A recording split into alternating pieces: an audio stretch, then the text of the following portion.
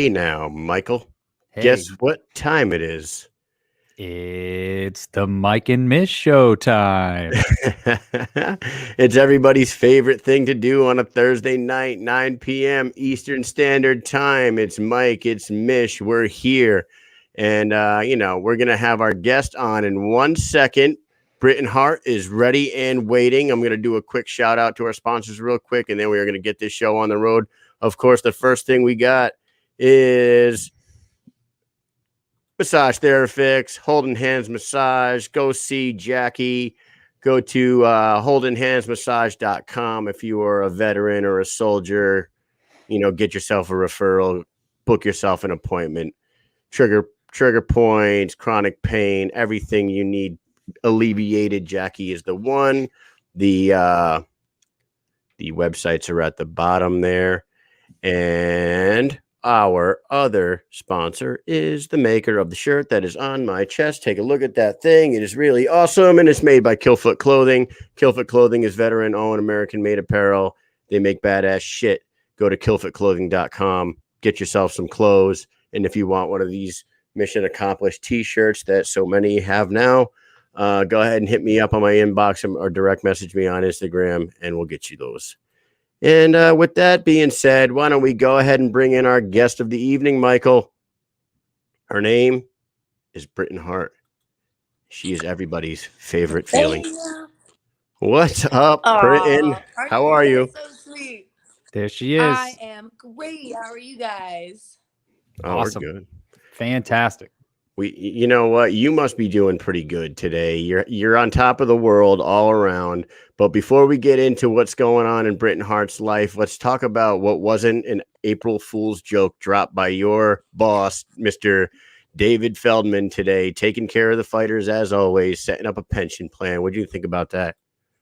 Oh, is that not an April Fool's? I don't think so. Jesus Christ. I think it was real. I hope not. Nah, man, that's everywhere. That's everywhere, for real.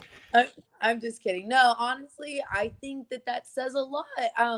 I think you can see that BKFC has a lot of awesome fighters and they're super loyal. And I think David Feldman really recognizes that. I think that he's made this dream and this opportunity for everybody to kind of come together and grow together. And I think BKFC is set different from other fight and combat sports because we are so close knit and then we take care of each other. Sometimes we have to step in the ring and beat the shit out of each other. But overall, it's kind of like a little family and you're starting to see favorites and you're starting to see, you're starting to get attachment to some of these fighters. So, I mean, really, if BKFC wants to be successful and reach the higher level, I think treating their athletes the best they can, it is going to say a lot for the fighters, the quality of fighters, the quality of fights, and then it's going to draw the fans in because, again, a good management skills, if your employees are happy, which we are basically the employees, if your employees are happy, they're going to perform so much better. They're going to talk highly about BKFC and they're going to spread the message. They're going to want to support it because they're being supported. So I just think that it's really smart management and probably one of the best moves that he can make. Of course, I'm happy, but that's the result that you see me talking so greatly and highly of BKFC. I don't know if you saw the post, but the post is you. See that? Oh, wow. That's the announcement for the fighter pension has your picture there. So how awesome is that? That's awesome. They did tell me, before the Paige VanZant fight, they said basically, this is huge, Knucklemania. This is going to be a life-changing. I mean, they really pitched that it was going to be life-changing and that whoever won that fight was going to be kind of the new face or a face of BKFC. And I really was chasing that aspect of it. It wasn't necessarily the money or anything else, but I really wanted to be someone who's recognized in the sport as a top athlete. And so to see that and see my picture represented as BKFC, it just blows my mind and it makes me more driven than ever. Well, you're truly one of the faces of the organization for real now. So, you deserve to be on there. Before we go on, I just wanted to shout out some people. Your mom's in the comments. She's saying hello, Monica. How are you? Ian, Joel, Saturn Frost, Joe Ivy. Joe Ivy managed to get around the Facebook suspension. I'm like echoing. Are you guys hearing echoing? No, you sound great to me. I hear a little bit. All right. Anyways, since we last talked to you, Britton, It's better now. you have been all over the place. You have moved. You have traveled. How did the move go? How's everything? How did your daughter love flying on an airplane for the first time? How's life? Oh, yeah, no, it's been incredible. It really has.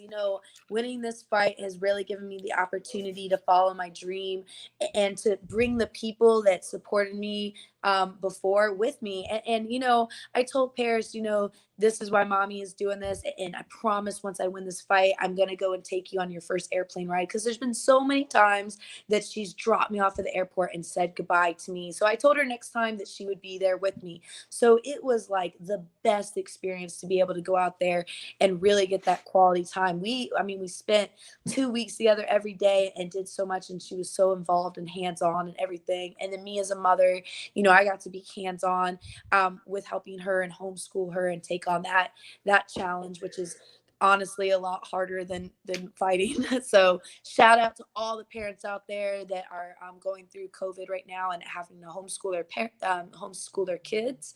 So I can definitely relate to that experience and how challenging that it is, but also how important it is to remain level-headed and give them the education and the best experience that they can with what's going on. But yeah, I went over to California and strengthened my bonds over there. Loved that. And then you saw me go to Puerto Rico. I had that experience, which was amazing and incredible. And then now I'm in Miami. So just kind of going over what's the best step going forward and where I'm going to flourish the most and make the most out of the experience. Because again, a lot of people will preach, people are given great opportunities in life. It happens to all of us. We're given great opportunities. And sometimes we don't act quickly enough because the window of opportunity is so small. If you don't go through it, that sometimes or maybe becomes never. And so for me, I had to kind of go out there and see, where can I make the most difference at? Where can I make the most impact? And where can I grow personally myself? So, nurture and nature kind of goes together. And in Miami, it's kind of, they have an amazing, amazing gym, Boxar Studios, and amazing people. They also have BKFC fighters in there. And it looks like BKFC's, headquarters are going to be kind of down here. So it's kind of just living that experience and living that dream and seeing where I can be the most productive as how many more people's lives I can change and affect, and how I'm going to reach them on that platform. And I think Miami is really an amazing place to do it. But I love California. It's also an amazing place. Puerto Rico. They all have their attributes, and I was so thankful that I got to see it, and then I could speak highly of all the places. And I guess it's kind of one of those things, like having so many opportunities and options. Coming from a girl, you're talking to a girl who had zero options. Like 3 years ago, I would beg people to coach me and beg to have a home and a place to go.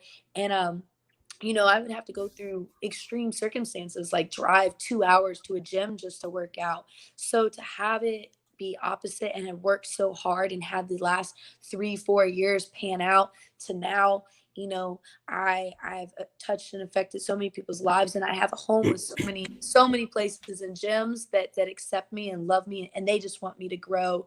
And so it's definitely been, and it still is, it's still an amazing journey. Sounds great. You get the fire is burning, and all your hard work is paying off. And I can see that you're continuing to work hard to your goals, and you have a lot to look forward to. So that is awesome. And you mentioned Puerto Rico, and I had some questions like, how did that Puerto Rico trip come together, and how was hanging out with Brandon Lambert? Outside of we see him online and he's a little bit crazy, does these funny videos. So how is he hanging out with them too? Yeah. Oh man. So Chris was actually the one who hit me up about it. He said he was going out there to help with Elvin and that Brandon's out there. And if I wanted to come, there was like some help with some sponsors and stuff like that. And I thought about it, and he was like, you could really help and stay for Elvin's camp and blah, blah, blah. And it's going to be just a great opportunity to have 4 BKFC fighters. And when he pitched it like that, I really thought about it, and I was like, oh, I just got done with this fight. You know, my teeth were still really sensitive. You know, my hand was still healing. And then I realized, I was like, man, I'm just making a bunch of excuses to say no and not jump on an opportunity that might be once in a lifetime. Like, when do you have that many BKFC fighters in a place like that? And you know, I really kind of was going through, honestly, I was going through a hard time, just in the fact that I was happy that I won the fight. But as a fighter, it's like a real, like, it's not even win or lose. It's like a real thing. Kind of, you get into this like little slump and depression after you fight, because you're so used to being on a schedule, waking up and training and doing this and being on a schedule. And then when you win and that schedule goes away, you're like, oh, well, now what? You know, and then people are like, rest. And you're like, oh, I don't want to rest though. I just did this awesome thing. I want to keep going. And so I think I was struggling with that. And I kind of was like I wasn't being very productive. And so I was like, you know what? I can't go out there for the full camp, but let me go out there for a week just to see and to be supportive, and who knows what networking and experiences and what I might learn. And I'm so thankful that I did, because I got to see people again. An amazing lesson to me that you can't judge a book by its cover. Brandon being one of them. You know, I know people might form their opinions about him and how he started in BKFC, but I mean, I told him, and I meant to, you know, I will stand by him forever. And the fact that I saw him work really hard. He really was working to improve his craft, and to kind of hear his why on why he's fighting. It might not be the same as every fighter out there that's been in the gym training every day since they were 10 or 12 or 12, whatever it might be.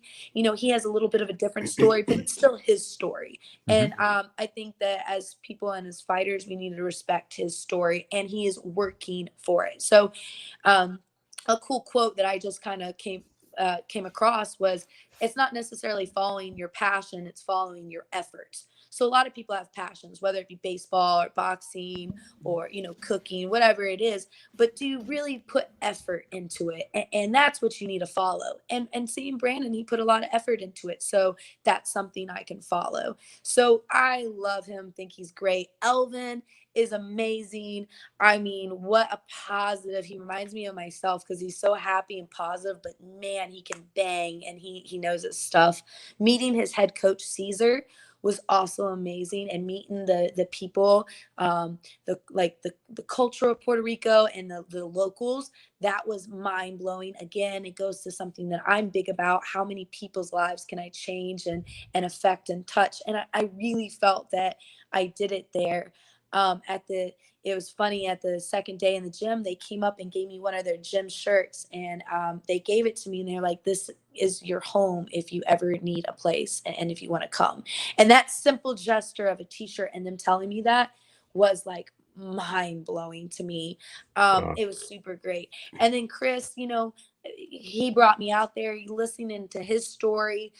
We got to talk on his why, and his whys are very different and unique. And you know, they're deep and moving that way.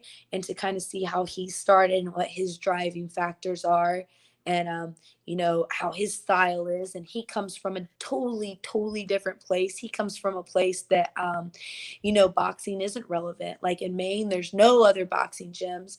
There's nothing around. So he started something that no one had really any knowledge of, and started it and built it and kind of made it a family. And you know, people look to him as a hero in that town too. So hearing his story and hearing how he kind of gives back to the people too was, you know, awesome. So we just grew together, man. We had a good time, but we worked hard. We woke up at 6 in the morning every day, and you know, we would go run, we would lift weights. We were very creative and how we did it, and learned practice techniques. And then, you know, we ate really healthy, we ate good. So it was just a healthy living style. It kind of jump started me into Who did the cooking? Who's doing the cooking down there? Were you taking oh turns?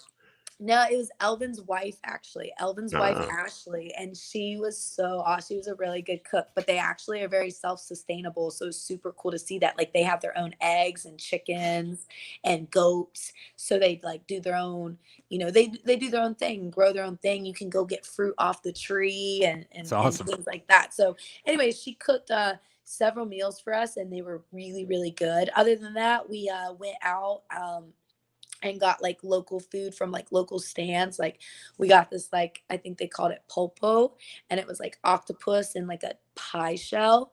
Oh my God, it was amazing. Plantains, we just ordered food like that, again, very cultural food that was specific to them and kind of supporting the local community and local food markets there. So I definitely don't cook and didn't do any cooking, but I was happy to have Ashley do it, and then for other people, that locals, to support and feedback into the economy.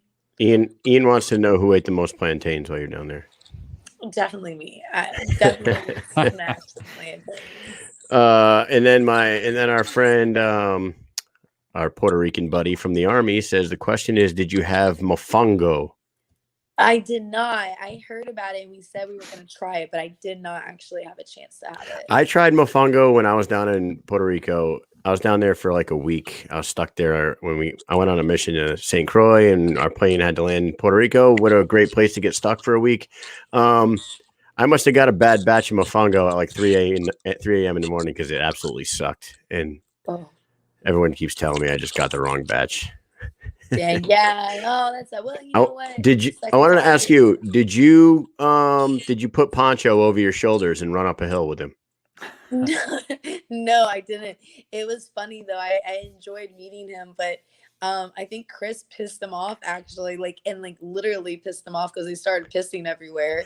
But he kept trying to headbutt us, and so I was like, I kind of stood out of the way and was like I don't know, I don't want to get too close to this goat right now because he's angry. So I respected the goat. I respected Poncho and stayed away. Respect it. Gotta respect the goat. Sweet. He was sweet. That's right. Yeah, I definitely had mad respect for the goat. Yeah, Susan Walker's in the comments asking what is it. She's probably asking about mofongo, and I cannot do it. Somebody in the comments, go ahead and explain that to Susan because I don't know. After you got back from Puerto Rico, what'd you do? You went out to California and trained out there? No, I actually went after that. Was California before Puerto Rico? Yeah, I was in California before Puerto Rico. Oh, and okay. Then, yeah, so well, man, now that I think about it, I think I went to Puerto Rico first and then California. They've been traveling a lot. So I think that's how that worked. So yeah, I actually can't remember which came first, but I'm pretty sure it was Puerto Rico first and then California for some reason. I think Paris it was something with Paris and lining up the schedule. So, but yeah, I get kind of mixed up with that on what came first, but I do remember saying that I wanted to take Paris out there. And I think that I was still kind of in that slump that I needed. So yeah, it was Puerto Rico first. And then I came back and took Paris to California. So we had that worked out.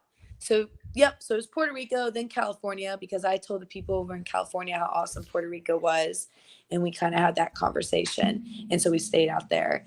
And then when I came back, I did a few things down in Charlotte. So I was in Charlotte for a little bit. And then I went down to the BKFC fights. And then I went down to Miami. And then and here I am in Miami. We made a little pit stop. We went back to California to check on my dentist and to check on knuckleheads, but ended up making it here to Miami, and I've been here ever since the fights, basically. You've been traveling a lot. I travel a lot too. I mean, you wouldn't imagine what I've been doing. I've been waking up, going to work, and coming back home. And then the next day I go back to work. It's fantastic. You're missing out. Yeah, it's one of those things. I've been lucky enough, I've had, Joey traveling with me too. And so we've been kind of like, we went back out to LA to visit Dave, and after his fight of the night victory. So we went out and had that together. And I think, and then, I had to work in South Carolina, and he, went with me for that. So it's kind of like one of those things that you're right. We've been all over, but it's like, man, if we couldn't do it any other way, we're one of those extraordinary people that just don't make excuses. And, so many people are like, oh, I'm not doing it. We just got back. And we're just like really been go-getters here lately on making the best. And like I said, we really do look at like, boxing is like a family. And I mentioned it earlier with BKFC. And when you get involved in that, and even though so Dave had to go back over to, LA, and he's going struggling over there, but we're not struggling, but he's healing and he's away from his team, he's away from his coach. So we made it a point to go out there and visit him and spend that time and kind of see how South Central was. So big shout out to South Central. So we had tamales over there, and his mom cooks really, really good. So we had a fun time. And then back to Miami, like I said, South Carolina, my family is there.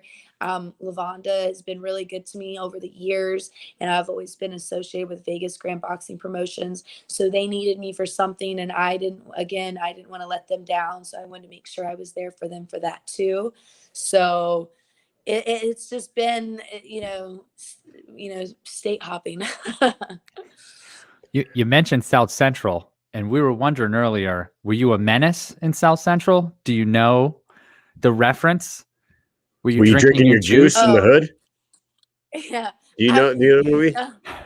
I don't know. I'm on the good streak right now. I'm being really good. So I have no comment, but I've been being pretty good. So you were not looking anything like these guys. Don't be a menace to South Central drinking your juice in the hood. Yeah, no, I Have was. You ever seen that? I wore a nice dress and was like tamales and trying to learn how to say horchatas. All right, oh man, you got a secret admirer in the comment section here. He is offering to cook. He says he loves your voice. He asks if you could say "Te amo, Lewis." Oh my goodness. that would make. Okay, now I know who it is here. Yes, you know who it is. So you had mentioned. Can we talk about Joey Beltran for a minute? You guys have made it pretty well known on social media that you are sort of a hot item right now. Is this correct? Yeah, I was kind of hoping that he was the one making those comments. I'm like, wait, who? Oh well, Lewis making those comments. I know. No. Luis Montez will die in the hands of Joey Beltran. No. So how did that come about? Did you guys was this something that was in the works, or like when you were out in California, you run into Joey and meet the man and Cupid's arrow hits you in Britton's heart? Right. I know it's definitely, but it's definitely Cupid arrows in my heart. But I'm definitely really motivated as far as just trying to go out and be live up to a champ status too. But in the meanwhile, when I first met him, it was actually kind of cool. I think Nate probably wants a shout out for that. But when I went down to one of the fights, we had our VIP seats together, and nothing like crazy or whatever. I was just like, oh man, I don't really know that guy, but hey, we're gonna make the best of it. And as soon as we met and talked and had like a couple conversations, it was like, we were so awesome as far as just being funny. Our personalities are just really great. Like, he's a great person. He's a great friend. He's a great motivator. He's great. Anybody who's involved with him knows that he's great. So he just had me cracking up because I told him I was nervous about commentating for the first time.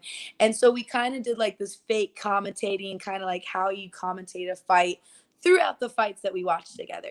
So it was just a really good experience and a good time to talk to someone and kind of joke around. And he really did help me. Like, I appreciated him. He kind of made me feel confident in my commentating. And so by the time I went over there with them, I felt like I had it in the books. So I was really thankful for him, for him helping ease that stress off of me. And then after that, we obviously went out and hung out like all the groups and celebrating for the fight. So, we were definitely had a great time hanging out and doing that. And then we kind of just stayed in touch. We were really good, like really close as far as friends, and staying in touch because we had such a great time. It was funny conversations. So just kind of like being involved in each other. Like I said, when you meet somebody, you know somebody, it kind of makes it easier to be involved in their life and kind of care on really what their situation and what's going on. So he, stayed in touch as far as what was going on with me as far as in the fight world, and, whatever. And then the same thing with him. And then, I was trained.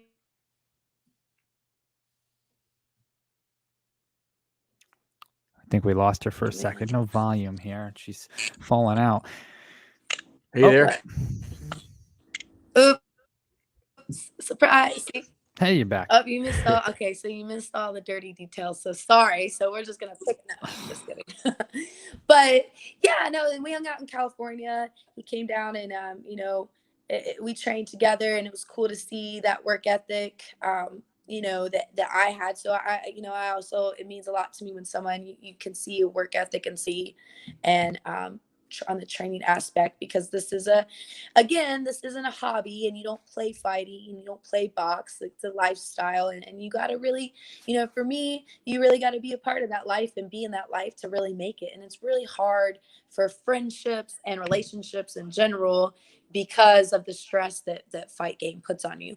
But anyways, awesome. We really remained really good friends. And then I was training for the Page fight, and he was super supportive of me, and that kind of said a lot to me. Like I always said, if I was ever to be with someone, like they have to be my biggest fan, and they have to be able to be proud of me, because I've had some things, like I'm sure a lot of people know my history before, and I have a really I had a really bad history with relationships, and I just didn't want to be a part of that if it wasn't somebody who was going to be somebody who motivated me and drive me to be better than who I am, and kind of find that like lost part in me. Anyways, You so need that without getting support. all emotional and deep on that, yeah, it was just a really good support. And when I heard him say that about me winning, and him predicting me to win the Page fight, and vocally and doing it and not being scared to say it, I just started thinking about it, and it said a lot. Like it just kind of strengthened our friendship and bond even more. And then some other people, I think, noticed it and kind of brought it to my attention. They're like, "Wow, did you hear what Joey said about you?" And I was like, "Wow." So then when I found he was in Miami, I was like, "Why? Like, what the heck are you in Miami?" And he's like, so he told me about his life, and his change, and some like things he's committed to that are changes in his life, and they were just really inspiring and motivating, and it just made me like, I was attracted that way, and the friendship and everything and all the memories that we had prior to building up. It was just kind of really well thought out that, man, this is somebody who has the same goals, the same dreams, the same motivation factor. He's a And champion. yeah, so we went, I was like, we went and kind of were part of it together, the fights. And as you can see, we were very close at the fights down there. And I definitely supported him, and meeting his coach, the Faith fighter, Jason, and, David Diaz. So that was just amazing. And it kind of just really, it was like, bam, right then. It's like, when so Yeah. Now, that's kind of what I just kind of lifted all those blocks, and I was like, man, like this is somebody that it's just too powerful of a connection to not want to be around. And I can feel myself just glowing and being so happy. And so I said, I would go to Miami and see all this amazing stuff that he talks about in Miami. And he wasn't wrong. So he's been right about everything. He's very smart and intelligent person, and a great fighter, and very driven. And that's a very attractive thing. And it just makes me be like even more fond. And like I said, like, arrows through my heart on that. So anyways, it's been quite an experience and a feeling for sure, and I love it. I love every minute and second of it. Like time is like, it's either stopped for me or gone too fast. So I'm really happy and in a really good place, I feel like. So that's him. it's only going to get brighter from here is how I feel. It's only going to get better every day. Honestly, and it's not even been since the Page fight. Every day that I have been with him so far, my life has been 10 times better, and everything has come together. My training is better. My healthy living is better. My lifestyle choices are better. Everything is just better. Now, he will be a part of your next training camp, I would assume. Are you Oh guys going yeah. to train together? And with that said, do you have your next opponent? Are we allowed to know? If you do I do. know, you can just blink twice if you want. Or tell us. She just blinked twice. I saw it. Yeah. So when are we going to see you in the That's ring funny. next? When are we going to see you back in the squared circle? When are they going to announce it? I know. I'm waiting. Me and you both, like, or me and all of you guys. I'm really pushing. I really want to fight, and it's not because of anybody else or anything like that. This is just me, and I think my resume speaks for it. I'm an active fighter. My fights have been actively one after each other, and if I've had any layovers, it's been some extreme circumstance or something crazy happened. Do like to be active in fighting. So I am pushing for May 21st. I went and made a big, huge sacrifice in the fact I had my tooth fixed and pulled, so it's not a problem. It doesn't affect me fighting whatsoever now. So I kind of made that choice and commitment to show everybody that I do want to fight again. I am ready. I'm training hard, and I do want to be back in action as soon as possible. There's no enjoying the wave or enjoying the ride for me. Like I want to strike while the iron's hot. I definitely want to be on the May 21st card. I've been verbal about it. I've spoken about it. As far as opponents go, I really, I wanted Jenny Savage. I still want that fight for obvious reasons. I really do want that fight. And it seems like there's a little bit of doubt that's been in there, but there's been some, there's rumors, and we can talk rumors all day, and like the gossip and like these other girl fighters that are kind of getting in it. But you got to just think at the end of the day, my resume speaks for itself. I fought who I fought. I fought on the notice that I fought. I fight anybody. So it doesn't, the opponent isn't really an issue to me. I'm looking at BKFC. I'm looking at David Feldman. He tells me to fight who he says, Britton, you're fighting, I'm fighting. So, obviously there's my choice and my personal preference, but at the end of the day, I'm a fighter, and I'm going to fight my fight, whoever's in front of me, and I'm looking for that, and I'm determined to do that. And really, when I've made some comments before, I think they talked about a 115 division and 125, and I could care less, to be honest with you. I could care less the girls' names that are in it. There's no personal vendetta or nothing like that. I just want the belt. I want to be the best. I strive for that every day. I feel like I feel like I have to do it, for myself and for my fans and for my people and for my friends and family, and for people that say, Britton, you're going to be the champ one day, for people that love and believe in me and say you're champ. I feel like I'm letting them down because I'm not the champ yet. They just call me that, but I haven't really earned that title. So I'm really striving to earn that title, and that's really what my mind is focused on. And all these people that want to talk and gossip and stir the pot, I mean, you got to look at it like this. Like, I did just beat Paige Van Sant. I am a top female contender. Who doesn't want that smoke? Of course they're going to want it and stir the pot, and I'm not feeding into it anymore. I just want to fight, and I'm just going to be that more, prepared and ready for it. I want the belt. I want it bad, and nothing and nobody's going to stand in my way. So then it's got to be Christine Faria, right? It's got to be a rematch between the two of you for the belt. You are the two top of the heap. I would say there's no one even close. Right? Yeah, I mean, that would be, and I've heard that too, and I've said that. There's been kind of going back and forth on that, say we do want to fight, don't want to fight, gonna have something else, not interested in that. So again, like I said, it's whoever's in the way for it. And to me, it's kind of one of those things that I feel like, she wasn't the last person to have the belt was Helen. So I think that the belt is just really up for grabs for the fight, whatever they're going to make the fight. And I think that the next fight should be for the title. I don't think that they need to keep it vacant. So I do think that is an important fight. And who they think the top two should be to compete for it is, again, completely up to them.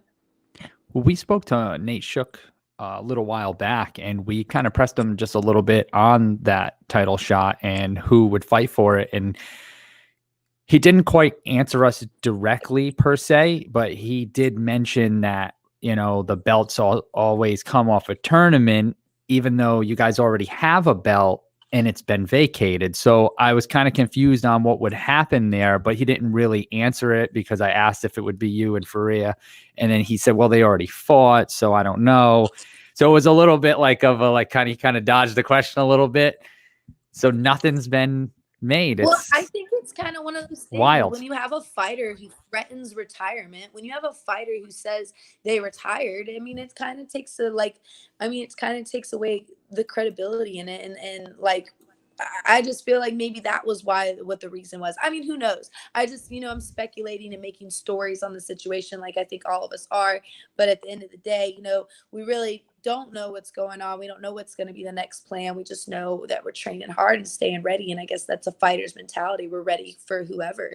So I'm not going to, keep going in and out with this, because it's until the contract's in front of me, until the name's in front of me, it's just going to be all talk, because it's like you got this Jenny Savage girl, and then you got there's a new girl that's introduced into the mix that wants to be in the smoke, and then you got Christine saying what she's got to say.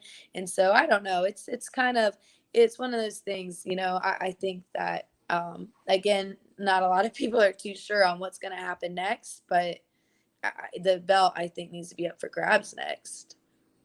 Hell yeah.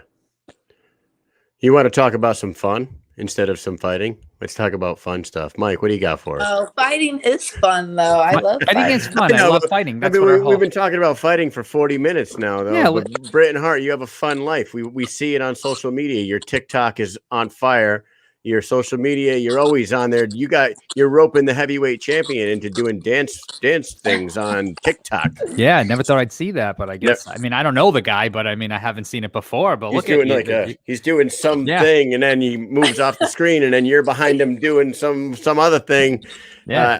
Never would have thought I'd see that. I seen it. Hand-eye coordination to do something like that. So I am actually super, super impressed with his ability to catch on and learn fast. So I was super stoked he did it too. I'm going to tell you that he failed to catch you on the dive and the jump into the pool. I don't know if it was a bad jump by you, Britton, or if it was just bad hand-eye coordination from the heavyweight champion of the world. But he did not catch you, and he dunked your ass. Maybe he meant to. No, he caught me. I'm gonna rewatch it. I think he caught me. You get jumped. I think it was a bad. I really think it was just me being crazy and spontaneous. I don't think he thought I was serious about jumping. So I just told him. I kind of surprise him a lot. So we have a really fun lifestyle, and we have a very healthy relationship in the fact that we surprise each other a lot. So I think I just told him, hey, stay in the pool. And then I just put the camera on and I just jumped on him. But I still think he did a pretty good job of catching me impromptu. I feel like this is a normal thing in every man's life, because I'll tell you what, I can't tell you the amount of times that I got to be surprised with a video or like an Instagram like trick or something where my wife sends me a text and says, oh, what do you think about this like long man skirt thing? You know what I mean? Like she'll send me a text. It'll be like a picture of some like long thing, like it looks like a dress. And she's like, oh, what color do you want? And I'm like, what the hell are you talking about? And then she takes a picture and sends it to everybody. And then I find out it's like this big Instagram like joke that every woman's playing on their boyfriend, fiance, husband, whoever. I'm like, what the hell? All the time. And now my daughters do that stuff now too. Stuff like that. We do it. Today I told him that my rolling skills are really good and that I've been trying to do some MMA things. And I said that we should practice, and then I bet that I would, be pretty competitive. And he looked at me like really crazy, like there's no way. So I bet you can't get me 3 times, but really I was just in there so we could roll around. So Ian says that can we get a Britton, Kyle, Mike dance all together?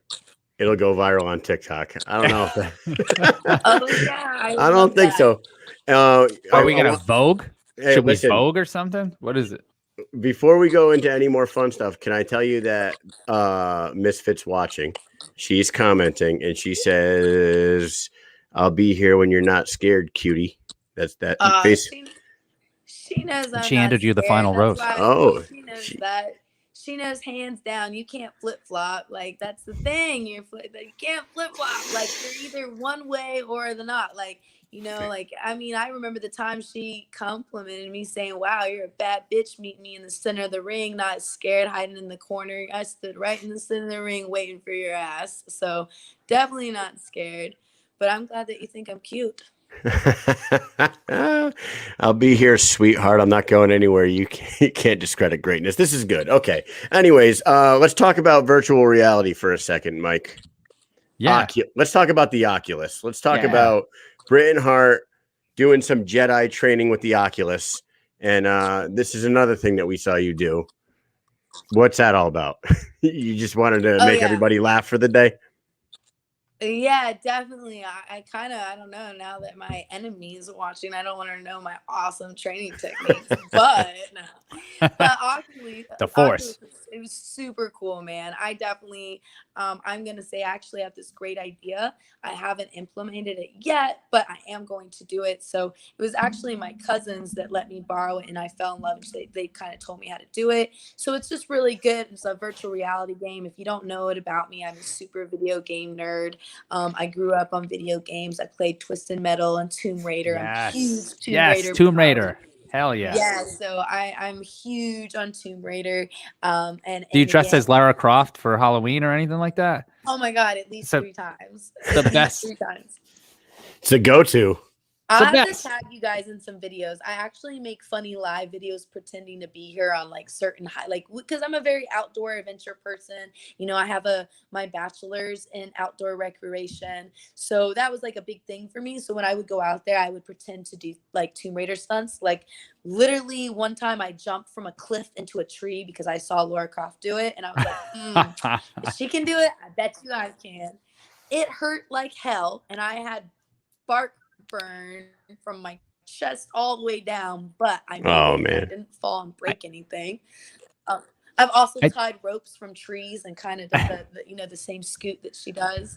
So you know what else she does? If you want any more secret training, she eats candy bars to get her health back. Yeah, that's true. Yeah.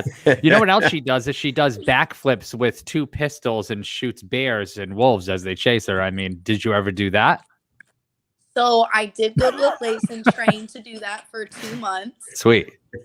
I got it on cables, but you know, as far as when I took the cables off, I was not able to do it yet, but maybe with a little more practice.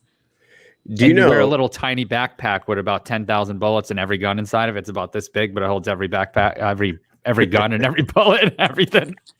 Oh yeah, I have one of those too. Nice. You know, one Halloween, my wife and I and my cousin Mike went to a club in the casino over here. They had a Halloween costume party, and I was Riddick from Chronicles of Riddick. You remember that movie, Pitch Black? Vin Diesel with the goggles on. No, I do. Yeah, I was him. Yeah. My wife was Lara Croft, and my cousin Mike was the Incredible Hulk, and we like blew the doors off that place. We looked exactly like. I'll find a picture and I'll show you the picture. It's great. Might be on Facebook somewhere. That's awesome. Yeah, hell yeah. Do you want to play a game with us tonight? We're not going to do a speed round. We're going to do a game with you tonight. Yeah. Oh, this kind of sounds like Saw. Do you want to play a game? Yeah. Yeah. It's exactly like that. And see who has to go to the bathroom first. You may not make it out of here alive. Yeah. All right. Yes, I love games. Let's play. Yes, let's do this. Fun games with Britton Hart. She's always a sport. She's done the speed round twice. Tonight, we're going to play a little game called Would You Rather with Mike and Mish. That's right. Oh, fun. Numero. I don't know what that song is from, but it's definitely from okay. Number 1. Would you rather have your name tattooed on your forehead or be missing your front teeth? Okay, so I am missing my front teeth. Okay. I'm absolutely missing it. So yeah. Oh, okay. So you picked missing your front teeth. Rather miss my front teeth. What if you couldn't tattooed on my forehead? What if you couldn't have a replacement for the teeth? Oh. Yeah. If I had to walk around with my teeth out, yeah, I would rather have my name tattooed on my forehead. Like I Nice. would do it above my eyebrow and look cool, like some of Would those you people got. like Mike Malo? Would you put the feeling right over your eyebrow? Would it be the feeling, or would it be heart? Yeah, I think I would do feeling now that you say about it. It's actually kind of just put some hearts. What's number 2? Let's see. Number 2, Mike. Go ahead. You read that one. All right. Would you rather have the ability to change the past or see into the future? And this is kind of a play off of when Kyle asked you what your superpower would be. I know. I was just thinking, I was like, man, I wish I could control time in general. But I would definitely, you know what, the past is in the past and it's made me who I am. So I really can't change that. So I would rather see into the future. Good answer. What if you see some terrible shit? Were you going to try to prevent it, or are you just going to go the other way? Knowing me in my heart, I would fucking try to prevent it and probably regret it in the end, but I would still try. Gangster. All right. Number 3. Would you rather wear someone else's dirty underwear or use their toothbrush? Well, I've been known to use other people's toothbrush before, so. Ooh. Jesus. I know. They're like, "What's wrong with you?" And I'm like, well, okay, now that's a follow-up question. Did you tell them after you used their toothbrush, or did you just use somebody's toothbrush and put it back? I think I've just used it, and then they were like, "Why? My toothbrush is wet. Did you use my toothbrush?" And I was like, well, "Yeah, I did." Shit. All right. All right. Number 4. Mike, what you got for number 4? Who that in the background? All right. Would you rather eat poison ivy or a handful of wasps? Fuck, I hate poison ivy. I hate it. But you know what? I'm going to go crunchy. hardcore crazy and do a handful of wasps. Yeah.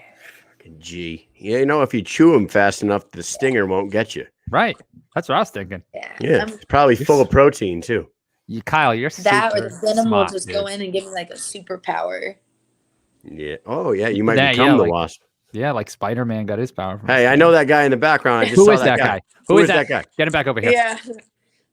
Ask him if he'd eat a handful of wasps. All right. Would you rather drink your way out of a bathtub full of beer?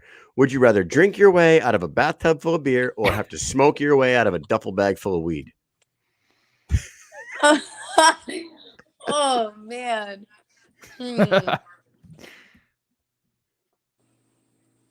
Oh, that's a toughie, huh?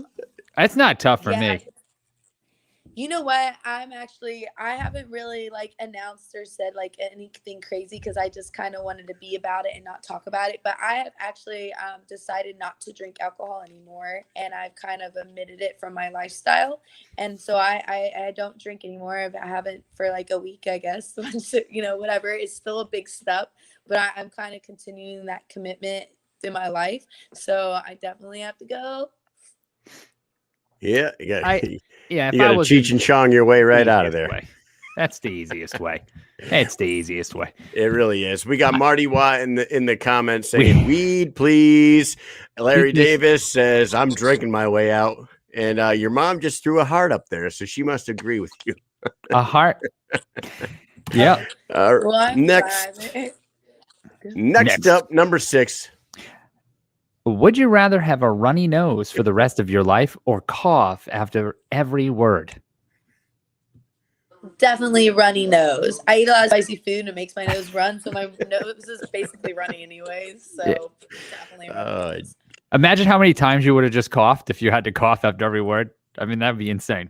Even with the sentence you just said. You guys know I talk a lot. Yeah, so that can't even be an option. That's a no-brainer. Oh man, you sound like my God rest her soul. My grandmother used to smoke 2 packs of Newports a day, cough her fucking ass to sleep every night. Hey Kyle, go pick me up a pack. You know what she would say? She'd go, Debbie, get these goddamn kids out of my kitchen. Get these goddamn kids out of here. All right, number 7. Would you rather fight 100 duck-sized horses or 1 horse-sized duck? That's a funny question. 100 duck-sized horses. Well, I would just stomp on them and smash them and kick them. But 1 horse-sized duck would be Yeah, I'm gonna go like 100 duck. That way I can be like the Matrix and be like, whoa, pop, and then keep knocking them out and throwing them everywhere. So I go like Matrix styles on those little duck horses. It would be like a cartoon for real. Yeah. Yeah. A real life cartoon. Number 8, Mike. Would you rather have everyone in the world be naked or you never be able to take off your clothes? Like everybody be naked. I'm like Yeah. still naked and afraid, strong. So I think everyone should do naked and afraid once in their life. This guy right here, he said that. We Yep. talk about all these answers, and that's the same answer we chose, and he mentioned the naked and afraid. So Yeah, I said you're gonna say naked because you were like campaigning to get on naked. Whatever happened with that? Is that still in the works? Oh my gosh, yeah, but now I'm gonna have Joey do it with me. I'm gonna pitch that idea and be like, look, for that I'm gonna have to get that champ status and be like, look, 2 world champions, can they make it? And naked and afraid in 100-degree weather. We're gonna make it like super theatrical. But I'm getting that. But I still do want I am still like putting that on my bucket list on things I want to do. But I don't know. I think maybe like with who knows? I don't know what's going on with that, but I'm definitely still making my stand for it. Well, hold on. Say you and Joey went on Naked and Afraid. Who's making it to the end? Who's quitting first? I think that we both would make it. I really think we both have the mental, like we're both really mentally strong, and I think we both have the mental game and the physical game to make it. But sounds like a new girlfriend answer, Mike. I think so too. I was thinking. Yeah, but I would say I would definitely make it. I can't say for him, but I definitely would make it. A couple more minutes and it's just going to be her at the end. I feel like we'll just keep pressing her. All right. Number 9. Would you rather have free pizza or free tacos for life? Tacos. Wow, that wasn't even a thought. There wasn't even a second to think about that. You just went straight to tacos. Tacos, Taco Tuesday. I said you could just get a taco pizza. So then you get pizza and you just put whatever you want on it. That is clever. That would be clever. But yeah, actually, funny enough, for the Paige VanZant fight, my whole camp was literally around tacos. I ate tacos every day for that camp. So do you not cut weight to fight at 125 pounds? You just walk around that. You could eat anything you want. Yep, I eat anything I want. I am a little bigger right now. I've been working on putting on some muscle, and I am actually walking around for the first time in my life at 133. So whoa. I'm actually kind of bigger than I normally walk around at 122, 125 tops. But I've been walking around at 133 here last few weeks. And that's with a very active lifestyle. Of course, I do eat a lot of tacos. So you're about to pop for tacos? Yeah, it could be, hand in hand, who knows? But I am walking around a little bit bigger, but I normally, who knows what's going to happen with this fight camp and how this fight training is. But basically, I'm at a point where I can eat whatever I want. I do work really hard, whether people see it or not. I'm burning constantly. So to me, I'm just keeping fuel in my body in whatever shape it comes in. And if it's a delicious taco, that's awesome for me. And I just go with it. But yeah, I'm just I have a different delicious frame taco than some other females. I love tacos. I just go delicious taco. There you go. And the last question. It would break my heart to have to give one of those up. Yeah. All right. Go ahead, Mike. Last one. Would you rather have to show the world all of your texts or show the world your entire camera roll? Ooh, that's a good one. This is treacherous. I would rather This is treacherous, he says. Yeah. I would rather show the world my entire camera roll. My camera roll is actually pretty amazing. So I would show that. And let's be honest, a lot of the things we say to our friends in text messages would probably get us all thrown in jail. You know what I mean? Mm-hmm. Let's be honest. Like a lot of things are said through text messages with your best friends that you would never say out loud in public or in front of people because that it would just like trash your reputation. You know what I mean? No, this isn't true. And my emoji references are insane too. Emoji came strong. Oh, yeah, treacherous. The emojis I use. All right. Well, we have one more, Britton. It's a bonus one. Bonus question. Back to the fight game. Would you rather rematch for Rhea for the vacant 125-pound title, or fight any woman of your choosing for a 115-pound title? Ooh, that is a good one. That is a good one. But I will be honest, I would rather fight for the 115 title. Just because, again, when we're talking about size and everything, a 115 title, I feel like, it would be something to dominate and hold that title, and it would kind of be like a goal to be the only person that had that title and keep it and it not bounce back. So the 125-pound title, I want that too, but if I had a choice between the 115 125, it's not really the woman that matters. It's really the weight class that matters. And my boxing, I fight at 118, so 125 has been kind of an obstacle for me as far as me not making excuses. I've been trying to work with what I got and gain muscle to be as competitive as possible and be the best at 125. But if I could walk around at 122 and drop to 115 for a fight, I would be definitely dangerous and unstoppable and unbeatable.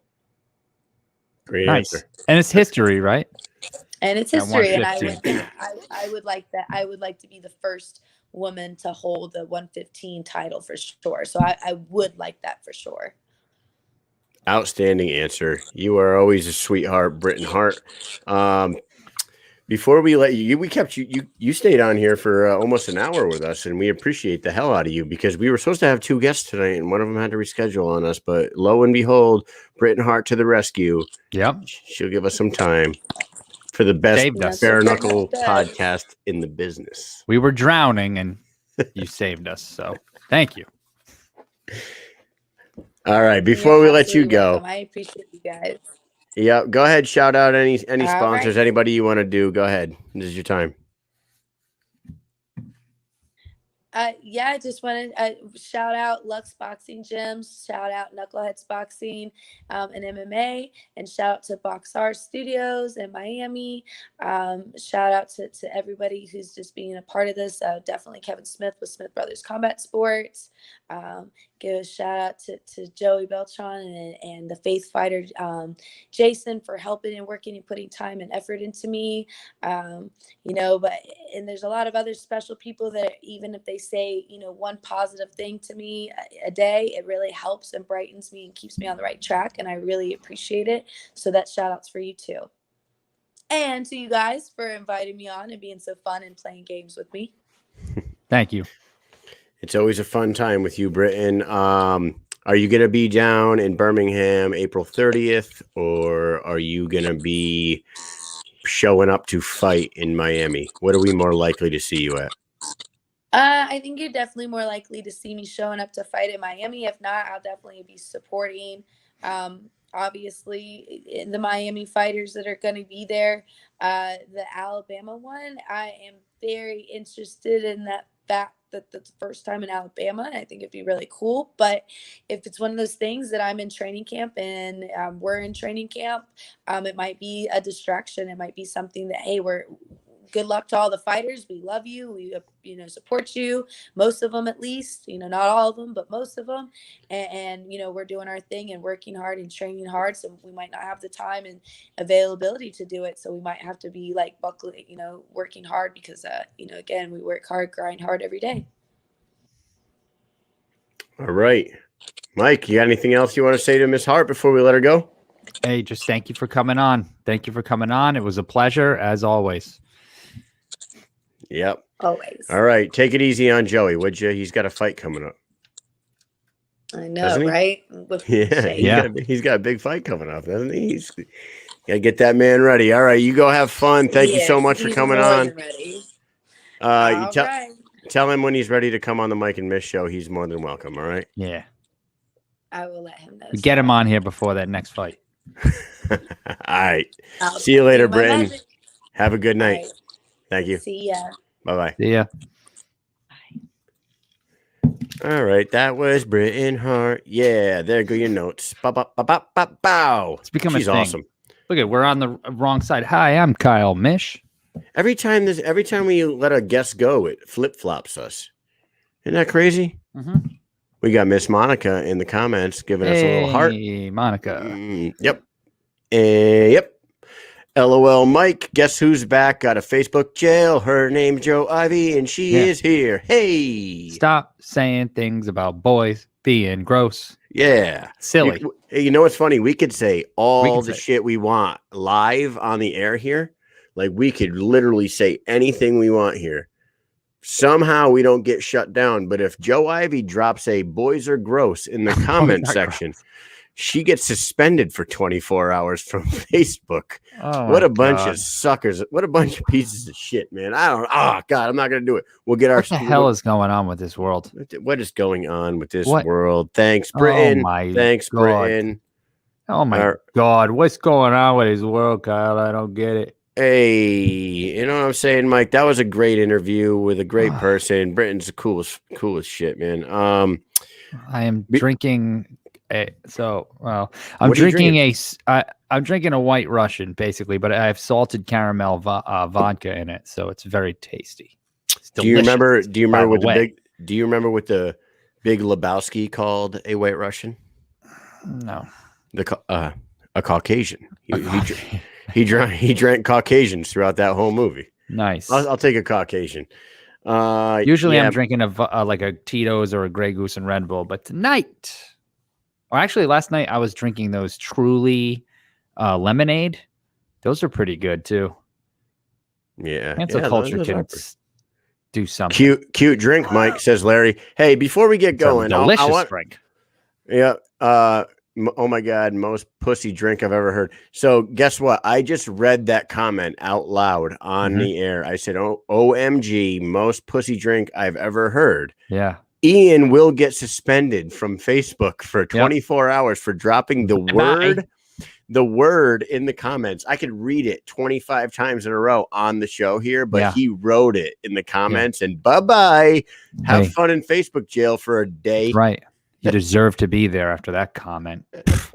Unbelievable. Get unreal. Get out of here. Hey, before we get going for the night, man, I want to point out to everybody that like the UFC, there's some big news in the combat sports world. Kids have tons of straws. Hey, we talked about David Feldman starting a fighter pension for the fighters in the BKFC, and that is huge. He is setting up a retirement plan for these fighters, which no other combat sport organization does, which is incredible. Which proves that he gives a shit about his fighters and he really cares, and he's really setting a standard for organizations out there. On top of that, dude, Endeavor bought out UFC today, and that was not a April Fool's joke. For the people that saw that, that actually is happening. I don't know the whole details to it, but Endeavor, whoever that is so they bought it from WME IMG. Yes, they are fully buying out the UFC from WME ING or whatever. So that happened today. And on top of that, April 1st, 2021, the Venom deal started with the UFC. So Reebok's out the dough. Why is this a crazy page and not public? Who's a what? Who what? I don't know. Why is this a private page? I don't. It is. No, it's still. It's a group page. The group. Can't you still see what we post? But we have to allow you into the group. But we have a page that you can also join. It's only private for you guys. I mean, because a lot of people were posting some dumb shit in our page, and I'll be honest with you, a lot of MMA and combat sports pages out there just allow anybody to post anything on their page. We are not a private page. We just don't let everybody and their brother post on our page. We just got to monitor it. That's all. Anyways, the Venom deal, dude, they made this big deal over the Venom deal. The Venom deal. Did you see the pay differences between the Reebok and the Venom deal? It's a little bit. It's this much more pay. It's just like a teeny bit. It's instead of 40,000 for the champions, they get 42. For the people that they're defending them against, instead of 30,000, they get 32. It's literally like $500 more here, $500 more here, $2,000 here, $2,000 here. The only thing, and I will say that what they're supposedly doing is Venom is going to allow the fighters to have creative, I don't know about creative control, but have a say in the design of their fight kits, allowing the fighter to show their personality and maybe, sell some fucking merch. You know what I mean? Like, Yeah. think about Sugar Sean O'Malley getting complete control over the design of, like a guy like him or Israel Adesanya or those kind of guys that have a shit ton of personality. Conor McGregor, Cowboy Cerrone, these guys. Cowboy couldn't wear his I mean, I don't think either way, there was a lot of creative stuff that these guys could have done to sell a lot of merch and make a lot of money. And the Reebok deal shut that down. And this Venom deal, whether people want to shit on it because they're not paying them much more than Reebok did, at least they're giving them a voice. You know what I mean? These fighters are going to start selling some merch again. Yeah, it's so that Endeavor Group is owned by Ari Emanuel. Is it? Yeah. Yeah, it's Ari Emanuel and a couple of other guys here that I don't really know. Okay, so did you just look it up? So the WMEING was like a conglomerate of all these different owners, right? Yes. What's happening now is just a select few people that are Endeavor are buying it from all the other ones. So there's no more Serena Williams, and there's no more. IMG is a subsidiary of Endeavor. So IMG, for a portion of WMEIMG, I guess, bought. Okay.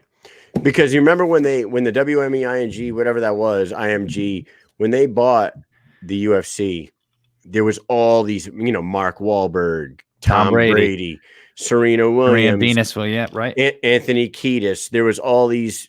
There's this laundry list of what's his name from Late Night there? Conan O'Brien. Yeah, right. They all owned a part. I mean, they were all getting rich off of these fighters that, let's be honest, they're underpaid.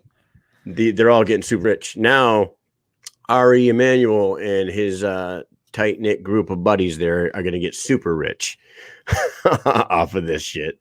And they're going to continue.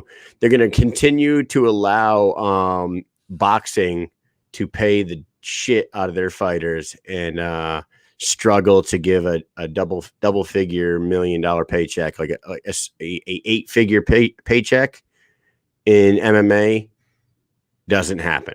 You know what I mean? It happens to Conor McGregor and Khabib, and that's it. Mm-hmm. And you know what? And I don't even hate John Jones for saying, give me $10 million. I'll fight Francis Ngannou. Because John Jones is one of the greatest of all time. He's one of the biggest names of all time. And whether his pay-per-view sales are stellar or not, a John Jones going up to heavyweight and fighting Francis Ngannou will be big enough to sell 2.5 million pay-per-views. You know what I mean? Or 2 million pay-per-views. It will be massive. Give the man $10 million. They're a multi-billion-dollar company. I don't understand why Deontay Wilder can go out there and fight for $30 million and John Jones can't get 10. Right. So. It's something's wrong there. Something is wrong. Yeah. Guy's freaking he's got some issues and all that stuff, whatever. But he's number one pound for pound fighter, and he's been the number one pound for pound fighter forever, regardless of whoever might have been on that list for a second. He's the guy. And he was number one fighter for the last 10 years, drinking nose sodas right before the fight. You know what I mean? Just nose beers, hitting the slopes right into the cage, right into the octagon. He just nose moguls all the way into the cage. Boom! There he is. That Pablo Escobar just right up the snout. Yep. There he comes. That's how they should do. He should come in right off the slopes. Do a couple back flips off a jump like the Olympics, and then boom, he's in the ring ready to fight. You know what they should do? They should say, John, we'll give you $10 million, right? But you have to put all $10 million into steroids and cocaine, and you got to come in. Did you see it? Yeah. I don't believe this. It sounds like a Facebook hoax. Dude, that's awesome. I don't know, man. It's just crazy. I just wanted to bring up a few things that happened in the news today. And I don't know about all you suckers out there that woke up and forgot what day it was, But Jesus Christ, the first thing I saw on my social media when I looked at my phone this morning was Conor McGregor stepping in for Kamaru Usman and fighting Jorge Masvidal for an interim title at 170 pounds. And for a split second, I was like, oh, shit, what? And then I was like, oh, it's fucking April Fool's Day. I'm not going to let them get me this year. They get me every goddamn year, man. What a dumb day. Such a stupid day. I mean, here's the thing. How about, like, okay, I'm going to trick you, but I'm going to tell you before I trick you. It's the stupidest day ever. Oh, hey, look, today's the day where everyone tricks each other so you can figure out that someone's tricking you before they even trick you. I mean, it's the freaking dumbest day ever. I trick people all year long outside of April 1st. How about that, idiots? Yeah. I will tell you this, though, dude. So whose brilliant idea was that? Yeah. Some asshole. But either way, dude. I just walk around not believing anybody all day. Everything, even at work. They're like, oh, Mike, we need this stuff out by today. I go, yeah, fuck you. I'm not doing it. You know what my kids did? They're lying to me. Mike, you'll appreciate this. My two boys. I'm gonna get kicked off. Yeah, Jesus. Fuck. So every single night before dinner, I go to the fridge, I fill my cup with ice, and I drink ice water with dinner every night. So I go to the fridge and I go to fill my cup with ice. Dude, jelly beans. The kids filled the ice machine with jelly beans. It's fucking great. It was like, blah, blah, blah. My fucking cup fills up, and I'm like, what? That's awesome. Fuck? They're like, April Fools. I was like, I'm not even mad about this. Yeah, I am going to eat jelly beans. That's just a dead up trick. Yeah, that was awesome. That was. There ain't no way to like disprove that shit just happened. You know what I'm saying? Did you see what the one dude did? Dude, you should have put water in the jelly beans and just drank it. Yeah. Yeah. Did you see what the one dude did to his kids about home? Like, okay, so there's this guy. It made the news and everything. This guy is a viral fucking superstar. The guy tells his 3 daughters that they have been homeschooling this whole pandemic, right? He tells them he's been building this shit up for a week. You know, you're finally going back to regular school next week. Fucking get you, dude. The kids get dressed. They go outside. They got their bags. They're out waiting for the bus. He's got them out there waiting for the bus for fucking ever. And he's like looking out the window, and the bus ain't coming. He's like, "What's going on? Bus ain't coming." He's like, calling him right now. Hey, April Fools, still homeschooled. The kids are like throwing their bags down. Like, what the fuck? Yeah, learn to read a calendar, stupid kids. Oh man, it was great. Yeah, man, fucking awesome. So you didn't April Fools your kids? No, my kids. I don't think they're there yet. Well, maybe Brooklyn will be there. I don't know. Did you see the video by Laura Senko on Instagram today? No, I don't know. Dude, Laura Senko. Everybody go out there before this goes away from her story on Instagram. She took and she put like a Laura Senko. All right, I'll look right now. Yeah, well, she's a smoke show, but either way, she puts a fake tattoo like on her hip, and her like 7-year-old son. She's like, "Hey, I want to show you what I did," and she pulls like her pant down a little bit and shows.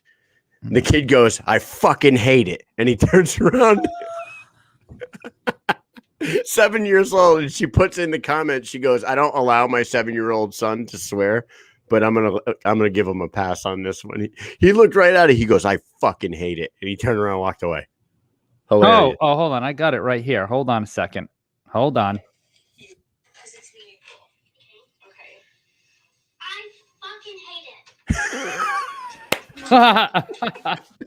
He looked at the camera like, "What? You like that?" I fucking hate it. Whoopsie. All right. Yeah. Hey guys, ladies and gentlemen, I have a Friday episode of Mission Accomplished coming up at 9 a.m. tomorrow. I forgot to tell you all. Is that a reminder? Yeah, here's a reminder. I have TJ Chang, Hellboy himself, coming on tomorrow morning, 9 a.m. Eastern Standard Time, and I do not know what the hell time that is in Thailand. I believe it's 11 hours. Is they 11 hours ahead? They're 11 hours ahead, so it'd be like 8 p.m. Yeah, 8 p.m. at night in Thailand. I will be talking to TJ Chang, Hellboy himself. He co-mained Bare Knuckle Kingdom 1 about a month ago. And he is rematching the same guy, Fabiano Hawthorne. Yeah. Yep. Fabiano Hawthorne. They are rematching each other to Friday, April 9th in the main event this time at Bare Knuckle Kingdom 2. And if you guys didn't see Bare Knuckle Kingdom, that is quite a sight, ladies and gentlemen. And if you have not seen John Nutt host a fight circus, you might want to go onto the old YouTube and check out the fight circuses, because those things are a sight to behold as well. Wild. TJ Chang made his bare knuckle debut at Fight Circus 2, and then he fought at Bare Knuckle Kingdom 1. The guy's a stud. Ladies, for all you ladies that like handsome men with tattoos, they or handsome lady boys. Or he's a pretty interesting guy, and Hellboy will be here tomorrow morning, 9 a.m. our time. When I say our time, Eastern time. So 9 a.m. tomorrow, I'll be talking to that guy. We're going to give him a full hour, just like we did with Britton Hart tonight. I'm going to get to know this dude. I'm going to ask him everything you want me to ask him. So if you guys want me to ask him anything in particular, feel free to fucking message me tonight. I'll line him up and I'll knock them all down, man. So one night in Bangkok, in the world's your oyster. Homo erectus in Bangkok. Mm-hmm. Homo erectus. All right. Yeah, that was on the History Channel. That's on the History Channel. That's real. All right. Joe Ivy says boys are not gross. Thank you. She is trying not to get kicked off Facebook because she wants to be present and accounted for TJ Chang tomorrow morning. Listen, she wants to look directly into his dreamy eyes. We're definitely gross. If you ask Stephanie or my daughters, they will say actually Bristol won't say a goddamn thing because she can't talk, but they call me gross on a daily basis. So it's just normal around here. They'll be banned from the house soon. I'll kick them out. You're banned for a day. Stay in the backyard. Can't call me gross in my house. Yeah. All right, Mike. Well, what else do you got for the people before we wrap this thing up? This was a great show tonight. Britton Hart is she's a class act, man. She's ton of energy. She's always willing to talk, and she really is Homo erectus. Mm-hmm. She really is very open about everything in her life. She's very cool. So we always appreciate her coming on, and hopefully she gets a title shot soon, because honestly, if you and I were matchmakers for BKFC, what the fuck else do they do? I have no idea. I mean, we're just not going to have a fight at 125 for the rest of the history of forever. You know what I'm saying? The history of forever, if that makes any sense. But that's what I'm saying. We got to make a fight, right? Where are the fights? We got Starling. We have Hart. We have Farid. We got to make a fight. Fights need to happen. With Jenny Savage, we got to have fights. We have the other girl, Maya. I threw my notes. Hey, Mike. On Lie, we got her. We got all these other people, and we have a bunch of people to fight. So, Mike, you'll be spending one night. You see that Facebook user right there? You'll be spending. Seems like something my wife would say. Oh, well, lo and behold, that is your wife right there in the comments. She did not grant permissions to see her name because she wanted to remain anonymous. Mm-hmm. But guess what? I'm diming her out right now. And Steph says you'll be spending one night outside, motherfucker. Bye. All right, let's stir the pot some more. Misfit versus Hart. Let's get it done. Nate Shook, where are you at? All right, you two together we're gold. Really funny. All right, well, we love you guys. A lot at work. Yeah. I want you guys to know that me and Mike met each other 9 years ago on a deployment, and people have been telling us to start a podcast or do something similar to this since then. And it took a fucking pandemic. It took just a short 9 years. Yeah, it took a short 9 years for us to get motivated enough to put our foot down and fucking and hit the gas pedal and go balls out on this thing. And now we are. And Mike's busted. What does she mean? Is that slang? Is that slang for buzzed? No, I think she means either, I get you. No, because my wife. I got you. I was Okay. gonna say she's either Steph has busted you and you're sleeping on the couch, or she's saying you're an I'm in the ugly mother. doghouse. She's saying you're Yeah. busted grill. Jeez, You're like, that's rough. you got that busted ass grill though. Am I a 2 at 10 and a 10 at 2? Is that what you're trying to tell me? Can I tell you something, dude? This is hilarious because we broadcast live on YouTube, our Facebook group, and one other Facebook group, simultaneous, 3 different groups, twice during this broadcast. One of them, one person, I don't know, it's probably the same person twice. If I scroll way up, it was like Asian boys looking for shaved something. I'm like, what the fuck? That person's getting kicked off Facebook. And then just now I got lesbian Jamius Vu full video 18 plus HD in the comments. Who are these people? I don't know, dude. God. I'm not putting them on the screen. It's Go just do something with yourself, guy. All right. Oh my God. Oh boy. I remember back when we got back from deployment, we were doing some class, and this busted reminds me of this lady who was teaching the class. And she was like, when I was younger, I thought I was all that in a bag of chips, but that bag busted. And me and Dan Blum, we were laughing our asses off. She was the best teacher of the class. She said, I used to think I was all that in a bag of chips, but my bag busted. Dude, do you remember? She actually said, everyone come out your monitors. That's what she told us because we were working on a computer. And she goes, hey, everybody, come out your monitors. Come out your monitors.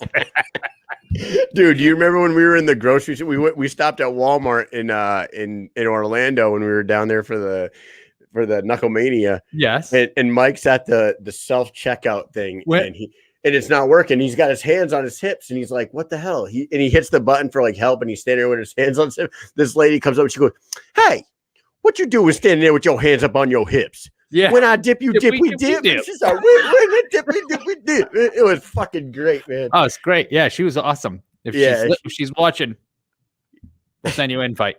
Yeah, and she was great. Like, ooh, boy. Best Walmart worker ever. Yeah. Promote her immediately. Oh, Jesus. I fucking love this shit. She's one of the 2.2 million people who work at Walmart in the world, but she is the best one. Oh, we have a new viewer in the comment section who didn't grant permissions to see her name because she wanted to remain anonymous, Danielle. But she says, "Bring out the bear," and that bear is it's the bear that my son tells jokes with on the old puppet hand. It's fucking hilarious, and I should share the video to the page because it's hilarious. Joel in the self-checkout line is the worst thing, one of the worst things in America. I want to tell a quick story about Joel. And Joel, I might tell this one wrong. No automation. Joel's getting kicked out of Joel's Cartnarks here. Joel's getting kicked off Facebook tonight. Joel's getting caught by the Cartnarks, I think.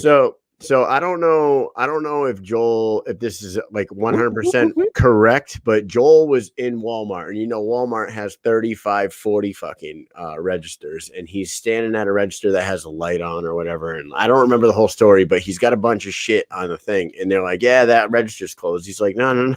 What do you mean it's closed? You got a bunch of fucking people standing around. Somebody come ring me out. I don't remember exactly what happened, but there was people there, and Joel, they're like, you need to calm down, sir. So Joel takes his arms and swipes. He swipes every single thing off the conveyor belt onto the floor. Please don't swipe that stuff, sir. Please. Yeah. And the guy's like, I'm gonna call the cops on you. And Joel's like, fuck you. This is what's wrong in America today. And he fucking storms out of there. I don't know if he's ever been back, man. Tell the story. Joel says, tell the story. It was 10 years ago. I don't even remember the whole story, Joel. You got one day, you know what? We should have Joel on a Mike and Mish. That's what we should do. We should have him. And if Joel, dude, if you want me to email you right now, you could come on the show right this second. Joel's protected by the lore. By the lore.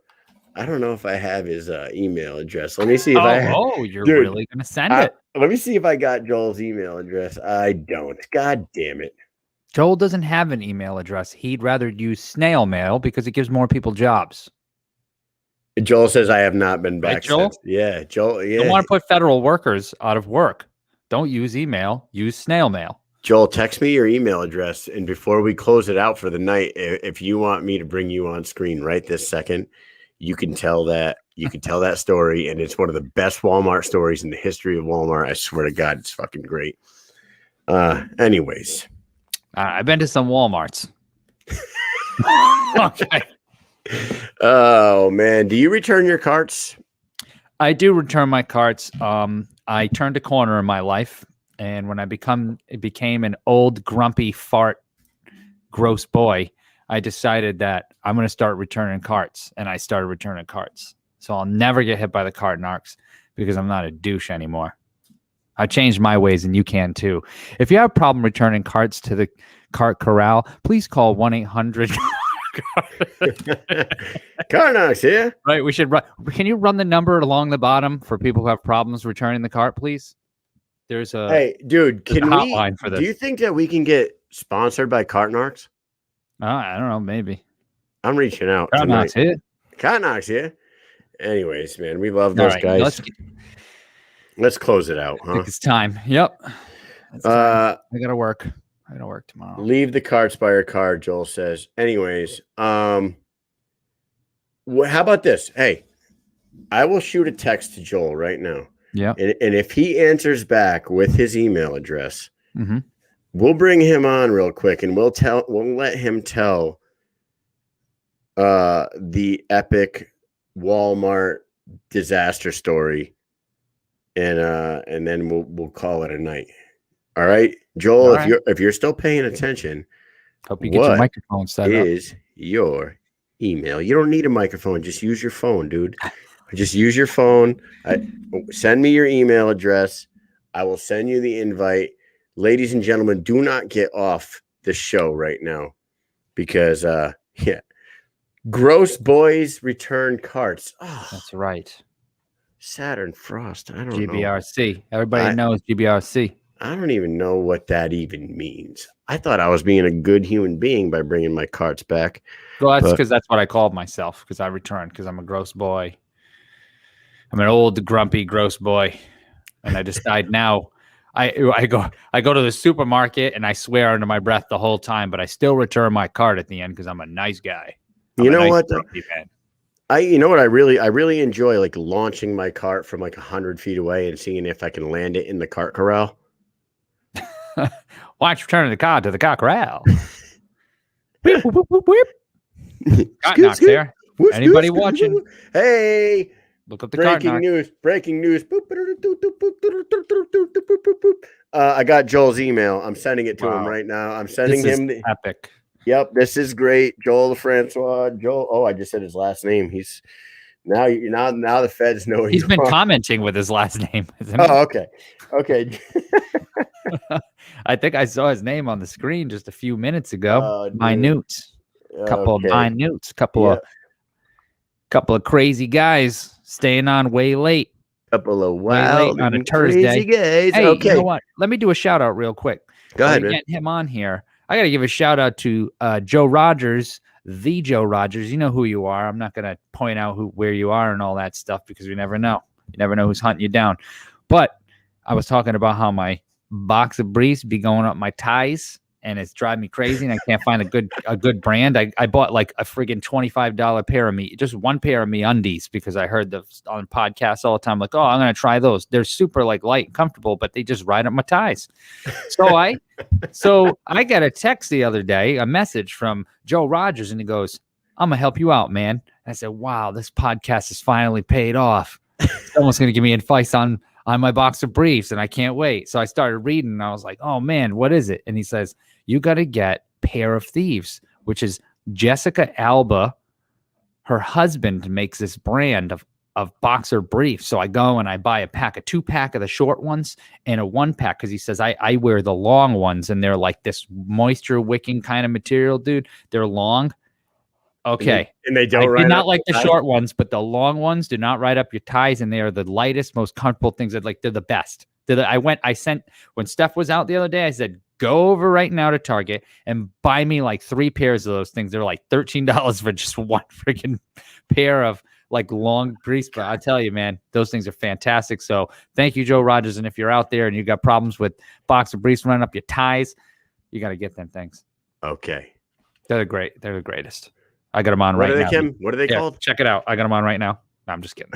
What are they called? Something thieves? Pair of thieves. Pair of thieves. Yeah. All right. We don't need to see Yeah. that. Yeah. We're already getting kicked off. Yeah. Anyways, so I wasn't going to show anyways. That ladies costs and money. gentlemen, boys and girls, children of all ages, we have a person coming online, probably 12 Sobies deep, just drinking White Russians all night, probably 12 deep, ready to rock, vaping on his fucking porch. Here we go. His name is Joel, and he's about to tell you the best Walmart story you've ever heard. Here we go.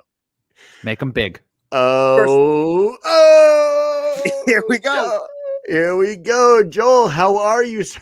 Look at his name. Fuck Walmart. Here we go. Oh, jeez. I'm going to have to cut this up now. Jeez. Okay, dude. Joel, I love you, man. For everybody who is watching right now, this is my oldest son's godfather. My You just best ruined our friend. Walmart sponsor. Yeah, best friend since kindergarten. You know what? If I let Walmart sponsor this show, Joel would defriend me. And we've been friends for 30-something years, 36 years. Yeah. Kyle, What? we shop at Target. Not bragging. Not bragging. Not Anyway. bragging. All right, Joel.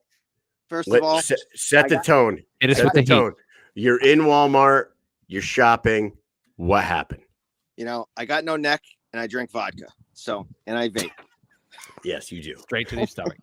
I'm in Walmart. This is about 10 years ago. I'm wearing a company shirt, company sponsored shirt.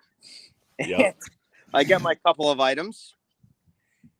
I go to the register. I go to the registers. There's fucking 20 people in 3 lines. And so I get in back of one of the lines. And I'm 3 minutes deep into the line. I start making my voice heard. Where's the fucking manager? This is fucking bullshit. You pay all your fucking workers minimum wage. There's 8 million people in the fucking store. Where are all why aren't the fucking registers open? Sir, you can go to the self-checkout. Fuck you and your self-fucking checkout. That only fucking puts into the fucking unemployment line. Right? So after about 15, 20 minutes, a manager comes to me, tells me to come down twice. 15, 20 minutes this goes on? Oh, yeah. I mean, I'm not even going to tell the whole story. I was fucking steaming. I finally get up to the register. I got like 10 items. A couple of them may have been propane tanks, the small ones. And so I put all of them up there. And I fucking lost it, dude.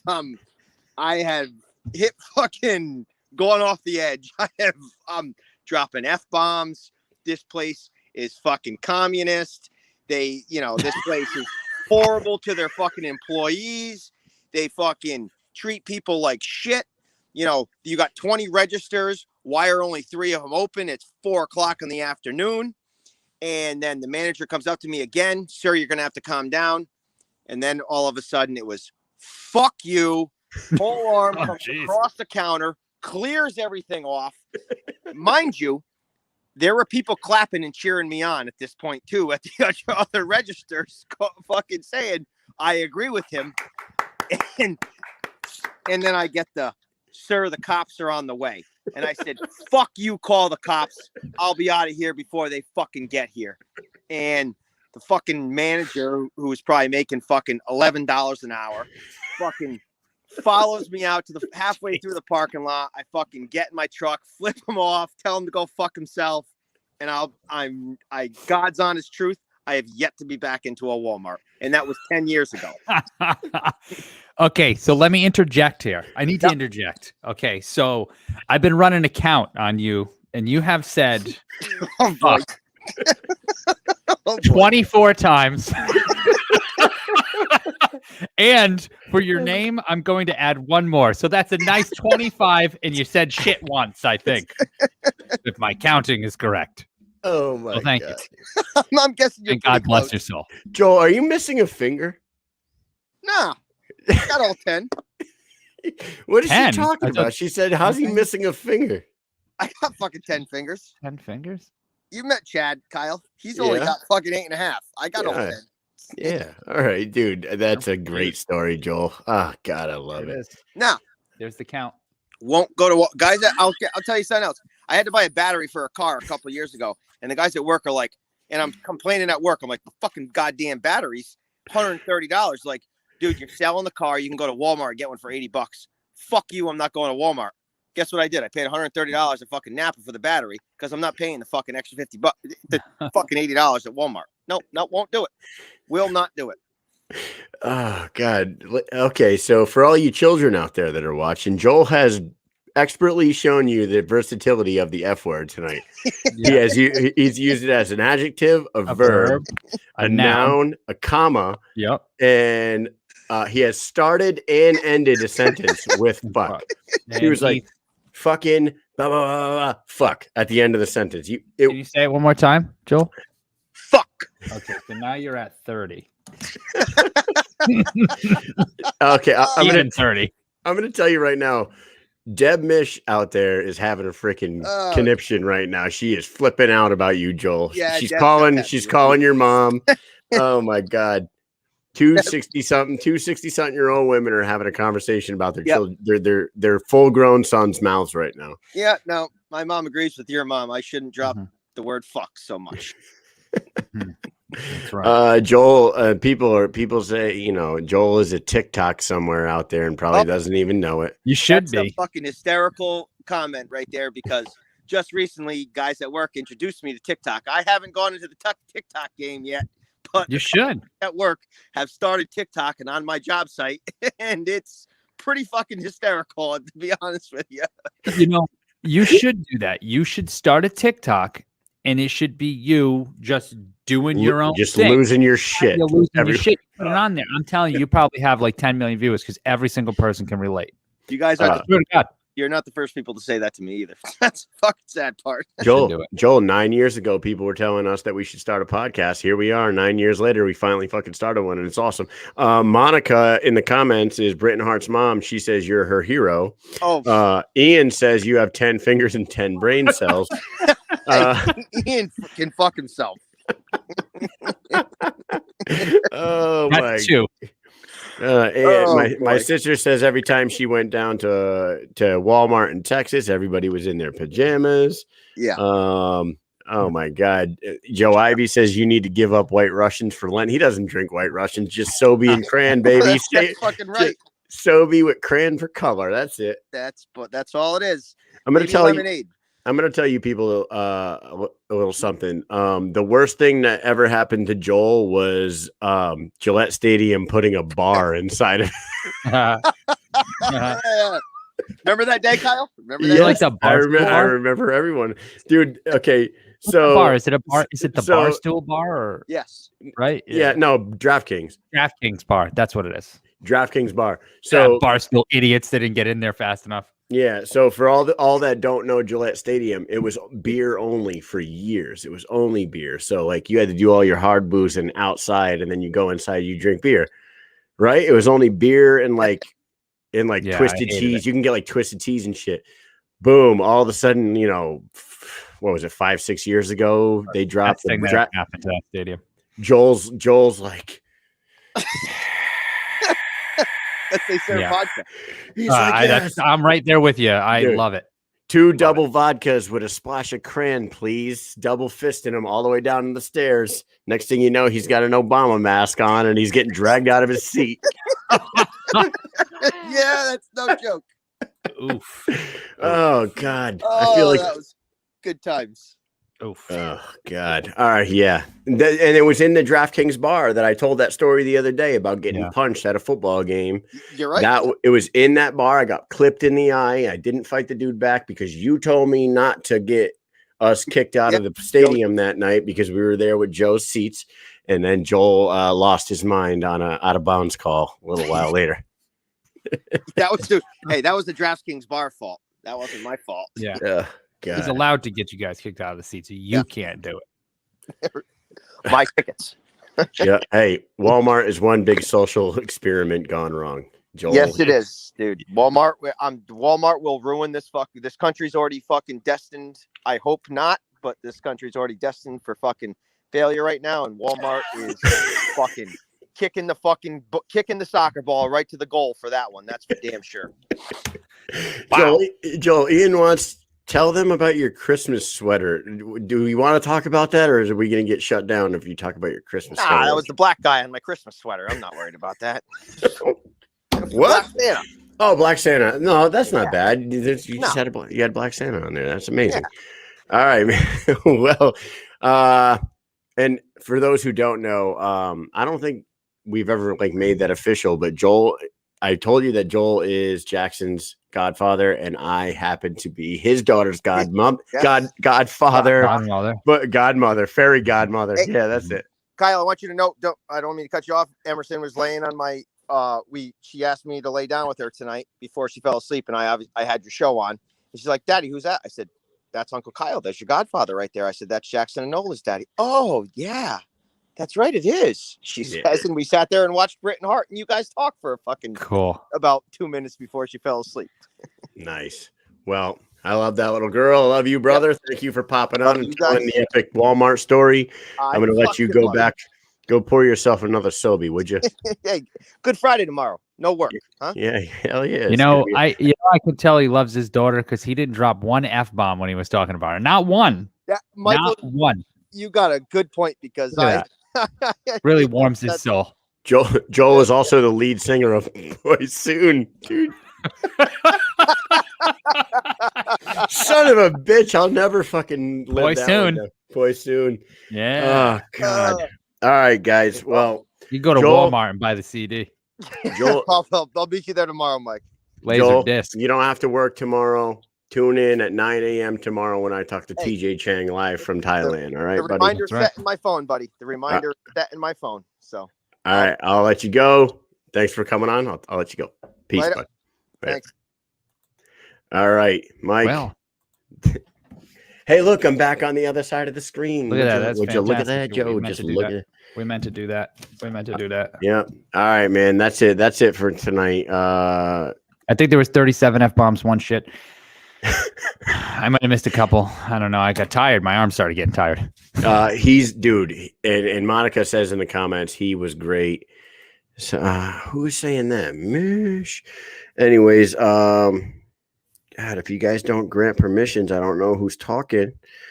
Anyways, tonight was a great show. We had a little impromptu stop in from a legend himself. Yeah. Oh, that's Misfit in there saying, Heyo. What up, Misfit? Heyo. We're trying to get you a fight with the one Britton Hart. I think you guys would put on a classic, maybe in Miami. Why don't we get that shit going? Anyways. Yeah, can you do me a favor and call my unit up, get me out of some stuff so I can come down there? Thank you. I'm trying, man. I'm trying. Yeah. All right. Well, I think we have gone on long enough. For all you guys that are still in here watching, which we still have quite a few. Jesus Christ. We planned on a half an hour. This is ridiculous now. Hour and 45 minutes later, here we are. All right. What do you got to say before we get out of here, Mike? Well, great interview, great surprise interview. Hey, I'm looking forward. I got to set a reminder for tomorrow for the Hellboy. Because, my brain don't work right. It works in mysterious ways. So, I won't remember. So I got to set a reminder to see that show. Nothing against you. Nothing personal, Kyle. Yeah. Well, you know what?